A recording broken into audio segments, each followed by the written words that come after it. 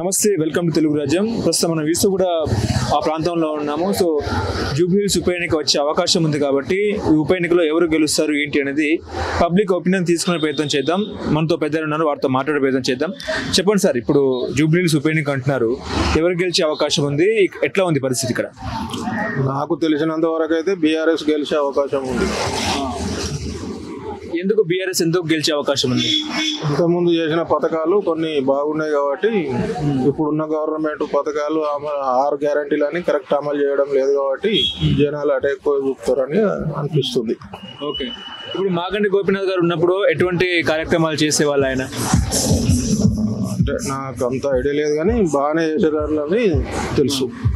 Okay, ఇప్పుడు 6 గ్యారంటీలు ఏమేమి గ్యారంటీలు అమలు కాలేదంటారు? ఈ మహిళలకు 2500 రాలేదు. ఓకే, షాదీ ముబారక్ అవన్నీ అయిపోయినాయి. కులం బంగారం అయిపోయింది. ఒక బస్సు నడుస్తుంది అంతే, మిగతా ఏది నడిచినట్టయితే కనిపిస్తలేదు. ఇందిరమ్మ ఇల్లు వచ్చిందా ఎవరికైనా ఇక్కడ? నాకు తెలిసినంత వరకు అయితే ఎవరికి రాలే. అంటే రావచ్చు కానీ నాకు తెలియదు. అంటే ఎందుకు ఇప్పుడు కేసీఆర్ గారు ఉన్నప్పుడు బాగుందా, లేకపోతే ఇప్పుడు కాంగ్రెస్ గవర్నమెంట్ ఉన్నప్పుడు వాతావరణం బాగుందా? కేసీఆర్ ఉన్నప్పుడే బాగుండే. ఎందుకు సార్ అంత కళాఖండగా ఎందుకు చెప్తున్నారు, అంత ధైర్యంగా ఎందుకు చెప్తున్నారు కేసీఆర్ ఉన్నప్పుడు బాగుంది? ఏముంది, అట్లా ఉండే వర్క్ కూడా అప్పుడు ప్రతి పింఛన్లు కానీ ఏది కానీ ప్రతి కార్యక్రమం బాగా నడిచింది అప్పుడు. ఇప్పుడు అంత వేగంగా లేదంటారా? అస్సలే లేదు. ఎట్లా ఉంది కాంగ్రెస్ గవర్నమెంట్ పరిపాలన తీరు, ఎట్లా ఉంది? రేవంత్ రెడ్డి గారు ముఖ్యమంత్రి అయ్యారు కాబట్టి ఎట్లా ఉంది? ఇప్పుడు మార్పు వచ్చిందా, మార్పు బాగుందా? బాగా లేదు. ఇప్పుడు హైడ్రా సత్ఫలితాలు ఎట్లా ఉన్నాయి? హైడ్రా తీసుకొచ్చారు, దాని అంత ఫలితాలు అయితే ఏం కనబడతలేదు. మొన్న వరదలు వచ్చి అన్ని మళ్ళీ ఎప్పట్లో ఎక్కడ అయిపోయాయి. ఏమున్న దానిలో మూసి ప్రక్షాళన అంటున్నారు, మూసి మంచిగా చేద్దాం అంటున్నారు. అది దాని మూసి గురించి కొద్దిగా ఐడియా లేదు. ఓకే, ఇప్పుడు ఇక్కడ బీజేపీ ఎట్లా ఉంది? బీజేపీ కూడా ఉంటది కానీ తక్కువ. బీఆర్ఎస్ ఊపు ఉందా జూబ్లీహిల్స్ ఉప ఎన్నికలో? చాలా ఊపు ఉన్నది. షూరా? Gun shot. అంటే మరి రాష్ట్రంలో అధికారం లేదు లేకున్నా ఇప్పుడు నువ్వు ఇక్కడ కాదు తెలంగాణలో ఎక్కడికి పోయినా టీఆర్ఎస్ ప్రపంచం అంతే అంటారా? కంపల్సరీ. అంటే ప్రజలు మార్పు కోరుకుంటున్నారా మళ్ళీ? 100%. ఎందుకట్లా కాంగ్రెస్ మీద వ్యతిరేకత స్టార్ట్ అయ్యిందా? పోయి చూస్తే తెలుస్తలేదా? యూరియా బస్తాలు అది ఇది ఎంత ఇబ్బంది పడుతున్నారు జనాలు. ఒక పథకం లేదు కరెక్ట్, ఒక పింఛన్ కరెక్ట్ లేదు. దాని విషయంలో ఇప్పుడు కాంగ్రెస్ మీద వ్యతిరేకత స్టార్ట్ అయింది అంటారా?